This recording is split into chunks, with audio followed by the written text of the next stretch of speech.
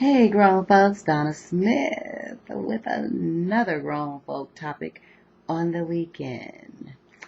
Now, this one is really, really grown folk. We're going to talk about a little bit of sex. You know, that little three-letter word that some don't want to talk about. But it's important that we do because it's very important as being a part of your relationship. It's not everything, but, you know, it's a big part. So, what about sex with your mate? And when you first started off in your relationship and your bond with one another, I mean, it was hot. It was happening all the time.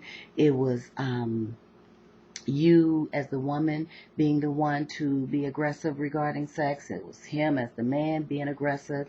I mean, things were spontaneous. It was off the chart. And of course, it's usually that way in the beginning. And then as a little time went by, things started to sizzle down. Sex wasn't happening as much. The male was having some struggles with, getting himself in a position to really, really be ready and satisfy the woman. And the woman just didn't have her appetite as she did before. Now, what are some of the things that cause that? I mean, I understand that newness and freshness and all that when you're first getting with someone is what really stimulates you both, you know. I mean, there is men who say, oh, it's nothing better than some good mm-mm-mm. Well, us women say the same thing. It ain't nothing better or gooder than some good, you know what?